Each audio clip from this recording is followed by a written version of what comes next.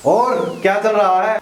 नया smartphone by करने जा रहे हो, किन चीजों का ध्यान रखना चाहिए? आजकल कई चीजें चली हुई, processor, RAM, storage, camera, battery, confusion हो जाती है कि कैसा स्मार्टफोन आपको बाई करना चाहिए। और 2024 में एक best smartphone according to price range, वैसे तो कोई भी smartphone according to price range होता है, लेकिन अकॉर्डिंग टू प्राइस रेंज भी आपको उन चीजों का ध्यान रखना पड़ेगा।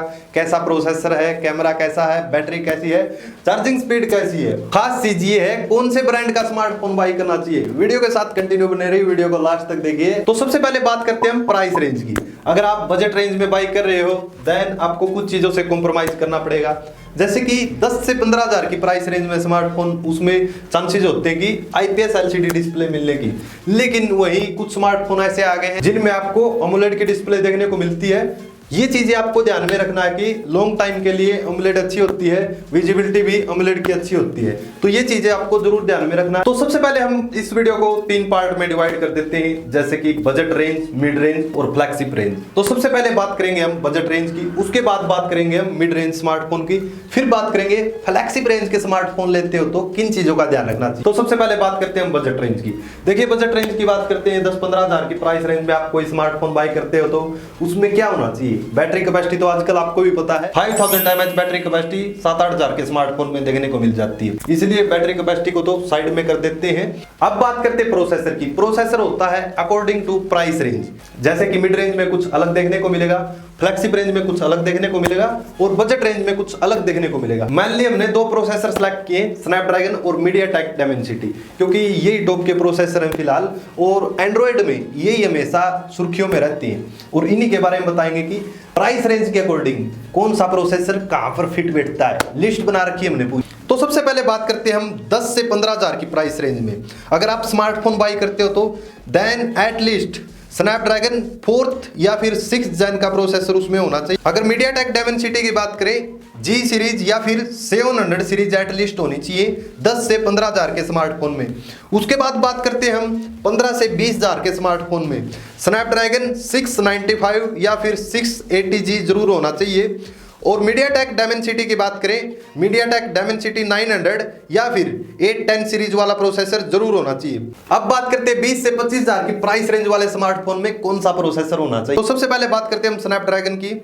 एटलीस्ट 778G का प्रोसेसर जरूर होना चाहिए 20 से 25 हजार की प्राइस रेंज के अंदर। 20 से 25 हजार की प्राइस रेंज में एटलीस्ट मीडियाटेक डायमेंसिटी 1080 सीरीज का प्रोसेसर होना चाहिए। बात करते हैं 25 से 30 हजार वाली प्राइस रेंज में कौन सा प्रोसेसर होना चाहिए। 25 से 30 हजार वाली प्राइस रेंज में स्नैपड्रैगन 7+ Gen 2 का प्रोसेसर या फिर 8 Gen 870 का प्रोसेसर होना चाहिए। वही बात करें हम अगर मीडियाटेक का प्रोसेसर हो तो एटलीस्ट मीडियाटेक डायमेंसिटी 8200 का प्रोसेसर या फिर 7050 सीरीज जरूर होनी चाहिए। अगर आप 30 से 40 हजार की प्राइस रेंज वाला स्मार्टफोन बाई करते हो तो देन स्नैपड्रैगन 8 Gen 1 या फिर स्नैपड्रैगन 888 या फिर 888 प्लस का प्रोसेसर होना जरूरी है। वही बात करें हम मीडियाटेक डायमेंसिटी 9000 सीरीज होनी जरूरी है। 30 से 40 हजार की प्राइस रेंज में एटलीस्ट मीडियाटेक डायमेंसिटी 9000 सीरीज जरूर होनी। अब बात करते हैं फ्लैगशिप रेंज की, यानी कि 50 हजार या फिर 50 हजार की रेंज से ऊपर स्मार्टफोन में कौन सा प्रोसेसर होना चाहिए। अगर बात करें स्नैपड्रैगन की देन स्नैपड्रैगन 8+ Gen 2 या फिर स्नैपड्रैगन 8 Gen 2 का प्रोसेसर होना चाहिए। और अभी नया लॉन्च हुआ है स्नैपड्रैगन 8 Gen 3, ये प्रोसेसर होना चाहिए। और अगर आप मीडियाटेक डायमेंसिटी की तरफ बढ़ते हो तो देन 9000 सीरीज या फिर जैसे कि लेटेस्ट प्रोसेसर आया मीडियाटेक डायमेंसिटी 9300 का, जो कि एक प्रकार से हम बोल सकते हैं फ्लैगशिप रेंज का प्रोसेसर है। प्रोसेसर के बारे में तो आपको पता चल चुका होगा कि क्या, कैसे और कौन सी रेंज में कौन सा प्रोसेसर होना चाहिए। अगर अभी भी समझ में नहीं आया तो वीडियो को थोड़ा बैक करके देख सकते हो। अब बात करते हैं डिस्प्ले की। समझ में नहीं आता कि 15 हजार की रेंज में कौन सी डिस्प्ले, 20 हजार की रेंज में कौन सी डिस्प्ले, फ्लैगशिप रेंज में कौन सी डिस्प्ले। वीडियो के साथ कंटिन्यू बने रहिए, डिस्प्ले का डाउट आपका क्लियर करते हैं। Now talk about display. Mainly 2 type की डिस्प्ले होती है, बाकी तो TFT और पता नहीं कितने टाइप की बनी हुई है, लेकिन जो अमोलेड है और LCD डिस्प्ले है यही मोस्टली चलती है। तो 10 से 15 हजार की रेंज में बहुत कम चांसेस होते हैं कि AMOLED डिस्प्ले वाला स्मार्टफोन मिल जाए। अगर मिल जाए तो अच्छी बात है, बहुत सारे लॉन्च भी हुए हैं, लेकिन बहुत कम रेयर चांस होते हैं। वही बात करें हम IPS LCD में ज़्यादा स्मार्टफोन देखने को मिलते हैं और उनमें रिफ्रेश रेट कितनी होनी चाहिए, 60 से 90 Hz तक रिफ्रेश रेट होनी चाहिए। 60 Hz तो बिल्कुल ही कम हो गई, लेकिन एटलीस्ट 90 Hz रिफ्रेश रेट होनी चाहिए अगर आप 10 से 15 हज़ार की प्राइस रेंज में स्मार्टफोन बाई करते हो तो। अब बात करते हैं 15 से 20 हज़ार की प्राइस रेंज में AMOLED डिस्प्ले होनी चाहिए या फिर IPS LCD डिस्प्ले होनी चाहिए। बहुत सारे लोगों का क्वेश्चन है कि बेटर कौन सी डिस्प्ले रहेगी, AMOLED डिस्प्ले या फिर IPS LCD वाली डिस्प्ले। देखिए ये डिपेंड करता है कि आपके बजट के ऊपर, लेकिन बजट तो वही आ गया ना 15,000 से ऊपर। AMOLED की डिस्प्ले वाले स्मार्टफोन आसानी से आ जाते हैं, देन AMOLED बेस्ट है। लेकिन AMOLED की डिस्प्ले में प्रॉब्लम्स ज्यादा देखने को मिलती है। IPS LCD है कि थोड़ी विजिबिलिटी अच्छी नहीं होती।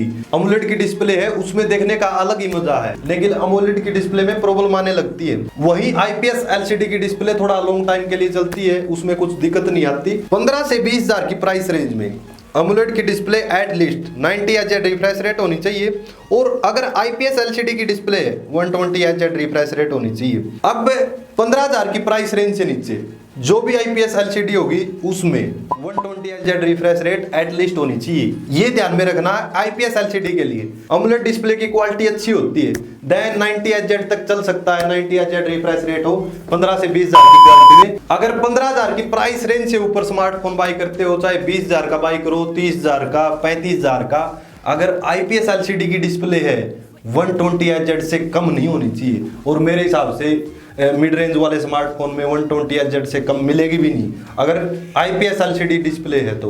ओवरऑल आपको पता चलेगा IPS LCD का तो क्या कुछ होना चाहिए। लेकिन अब आती है AMOLED की डिस्प्ले में किस प्राइस रेंज में कौन सी रिफ्रेश रेट होनी चाहिए। 20 से 25 हज़ार की प्राइस रेंज में एटलीस्ट 90 Hz रिफ्रेश रेट होनी चाहिए, या फिर 120 Hz रिफ्रेश रेट हो तो और भी बेटर है। 25 हज़ार की प्राइस रेंज से ऊपर, चाहे वो 30 हज़ार की हो, 35 हज़ार की हो, 40 हज़ार की हो, AMOLEड की डिस्प्ले हो और 120 Hz रिफ्रेश रेट हो, बिल्कुल स्मूथ चलेगा स्मार्टफोन। अब बात करते हैं रैम और स्टोरेज की, कौन सी प्राइस रेंज में कितना रैम और स्टोरेज होना चाहिए। सबसे पहले हम बात करते हैं 10 हज़ार की प्राइस रेंज में या फिर इससे नीचे।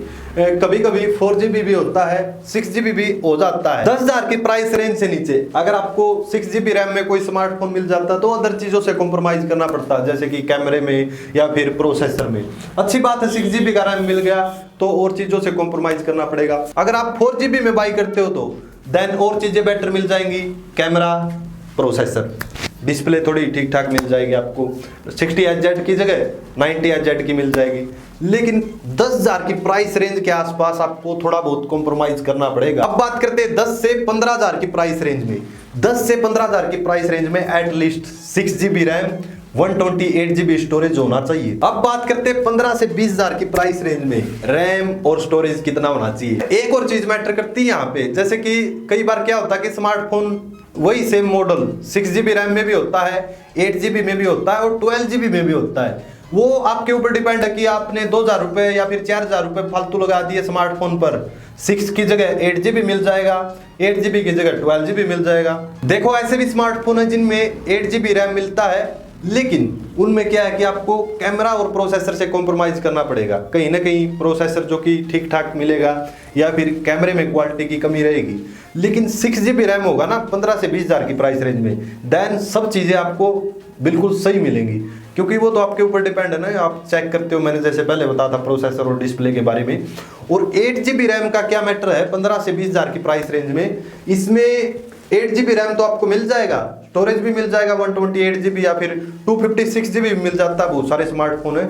तो थोड़ा अदर चीजों के साथ आपको कॉम्प्रोमाइज करना पड़ेगा, यानी कि 15 से 20 हज़ार की प्राइस रेंज में आपको 8GB रैम तक के स्मार्टफोन देखने को मिल जाएंगे और इन्हीं की तरफ आपको बढ़ना चाहिए। 20 हज़ार की प्राइस रेंज से ऊपर मेरा ये मानना है कि 8GB रैम होना चाहिए, स्टोरेज 256GB, और इससे ऊपर आप बाई करते हो तो देन और पैसा लगाओ। Now talk about cameras. देखिए कैमरे के बारे में भी बहुत सारी कंफ्यूजन आपको मिलेगी कि मेगापिक्सल ज्यादा होने चाहिए। एक चीज है, मेगापिक्सल्स भी तभी काम करते हैं जब पीछे से प्रोसेसर अच्छा हो, यानी कि जो प्रोसेसर है, कौन सा प्रोसेसर पावर दे रहा है, क्या वो प्रोसेसर उस चीज को बैलेंस कर पाता है या नहीं कर पाता। यानी कि प्रोसेसर हो बिल्कुल लो लेवल का और उसमें 64 मेगापिक्सल्स के लेंस दे दिए जाएं, यानी कि 7-8 हज़ार की प्राइस रेंज वाले स्मार्टफोन में जो प्रोसेसर आता है वो दे दिया जाए, देन उस चीज़ को बैलेंस नहीं कर पाएगा।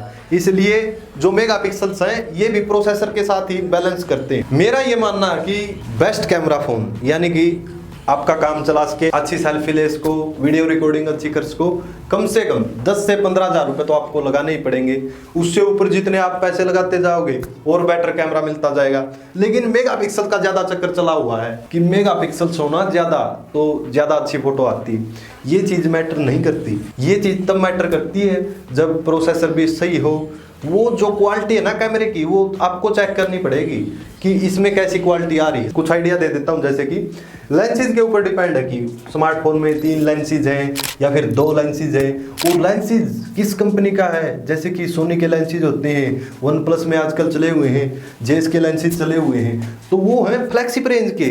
लेकिन मिड रेंज में आपको खुद कैमरे की क्वालिटी चेक करनी पड़ेगी, या फिर ये ध्यान में रखना होगा कि जो मेगापिक्सल दिए गए हैं उनके साथ कौन सा प्रोसेसर है, तो उस हिसाब से वो चीज़ें कर पाएगा ना। कई बार तो ऐसे भी स्मार्टफोन देखे कि प्रोसेसर ठीक ठाक ना होने की वजह से वो चलते चलते कैमरा एकदम बंद हो जाता है, या फिर प्रोसेसर अच्छा नहीं होगा तो हीट करेगा। अब मेगापिक्सल ज़्यादा हो गए और प्रोसेसर ठीक ठाक है तो हीटिंग का इशू देखने को मिलेगा, तो वो सारा सिस्टम गड़बड़ा जाता है। देखो मैं बताता हूँ, कई बार क्या होता है कि वो क्वालिटी ठीक नहीं आती। अच्छे खासे मेगापिक्सल से 64 मेगापिक्सल वाला कैमरा, 50 मेगापिक्सल वाला कैमरा है, लेकिन देखते हैं उसके अंदर वो क्वालिटी है, जूम करते हैं फोटो, पिक्सल्स फट जाते हैं। 108 मेगापिक्सल्स का कैमरा है, वहाँ पर आप वीडियो रिकॉर्डिंग करते हो या फिर फोटो क्लिक करते हो तो पिक्सल्स इतने अच्छे नहीं आते। देन इन चीज़ों का भी आपको ध्यान में रखना है। जैसे कि 15 से 20 हज़ार की प्राइस रेंज में आपको 64 मेगापिक्सल्स का कैमरा या फिर 50 मेगापिक्सल्स का कैमरा देखने को मिल जाएगा। अगर आप 108 मेगापिक्सल में कैमरा चाहते हो, देन आपको या तो मिड रेंज के हिसाब से चलना पड़ेगा या फिर फ्लैगशिप रेंज के हिसाब से चलना पड़ेगा। तो उस हिसाब से आप ज़्यादा मेगापिक्सल्स वाले स्मार्टफोन बाई कर सकते हो प्राइस रेंज के हिसाब से। लेकिन यहाँ पर एक और चीज़ मैटर करती है, वीडियो रिकॉर्डिंग 4K में है या फिर 8K में है। मोस्टली जैसे कि 4K वीडियो रिकॉर्डिंग स्टार्ट हो जाती है 10 से 15 हज़ार वाले स्मार्टफोन में भी देखने को मिलती है। और ख़ास चीज़ ये है, अगर बात करें 8K वीडियो रिकॉर्डिंग की, ये जो कि मिड रेंज वाले स्मार्टफोन में स्टार्ट होती है मोस्टली 8K वीडियो रिकॉर्डिंग, और उसके बाद फ्लैगशिप लेवल के जितने भी स्मार्टफोन हैं उनमें 8K वीडियो रिकॉर्डिंग देखने को मिलती है।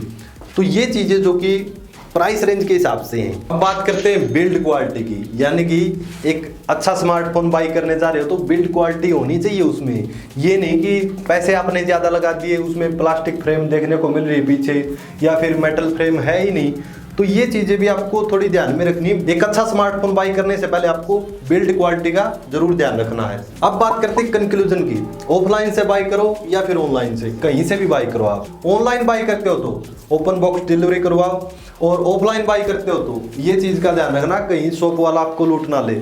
और ऑफलाइन बाई करते हो तो एक और बेनिफिट हो जाता है, आप देख सकते हो स्मार्टफोन को, टेस्ट कर सकते हो कैमरा कैसा है, या फिर हैंडी लग रहा है या नहीं लग रहा, ज़्यादा वेट तो नहीं है, कैसा आपको फील हो रहा है। एक प्रकार से सारी चीज़ें आप फील कर सकते हो। लेकिन ऑनलाइन बाई करते हो, ऑर्डर कुछ करो मिले कुछ आपको, ऑनलाइन आपको सावधानी ज़्यादा रखनी पड़ेगी। एक और चीज़ जो कि बहुत मैटर करती है, जैसे कि IP रेटिंग कितनी है। मोस्टली जो कि IP67 और IP68 ये बेटर रहती है। देखो मैं समझाता हूँ, IP67 में क्या होता है कि डस्ट चल जाएगी, थोड़ी बहुत छिट्टे चल जाएंगे पानी के, पानी में प्रॉपर डुबो नहीं सकते स्मार्टफोन को, लेकिन पानी गिर गया तो नो प्रॉब्लम। अब IP68 में क्या होता है, फुल वाटरप्रूफ स्मार्टफोन होता है, स्विमिंग पूल में फ़ोन गिर गया या फिर आप वीडियो बना रहे हो, कहीं घूमने फिरने गए हो, पानी में फ़ोन गिर गया, नो प्रॉब्लम। IP68 का मतलब फुल डस्ट रेजिस्टेंट, यानी कि धूल से कोई प्रॉब्लम नहीं। अगर मोबाइल के अंदर चली जाती है देन तब भी कोई प्रॉब्लम नहीं। पहली बात तो मोबाइल के अंदर डस्ट इतनी जल्दी से जाएगी नहीं, अगर चली भी जाती है तो कोई प्रॉब्लम नहीं। और फुल वाटरप्रूफ स्मार्टफोन होता है जो स्मार्टफोन IP68 में होता है। देन ये भी प्राइस रेंज के हिसाब से ही होता है। 20,000 की प्राइस रेंज से ऊपर IP67 या फिर IP68 का स्मार्टफोन बाई कर सकते हो। इस प्राइस रेंज से नीचे स्मार्टफोन बाई करते हो तो बहुत कम चांसेस होते हैं कि IP67 मिले या फिर IP68 मिले। मैं उम्मीद करता हूँ आपको समझ में आ गया होगा कि कैसे क्या स्मार्टफोन बाई करने हैं, या फिर नया स्मार्टफोन बाई करने से पहले किन चीज़ों का ध्यान रखना जरूरी है। और एक और चीज़ जरूरी है, नीचे सब्सक्राइब का बटन दबा लीजिए। Thank you so much friends.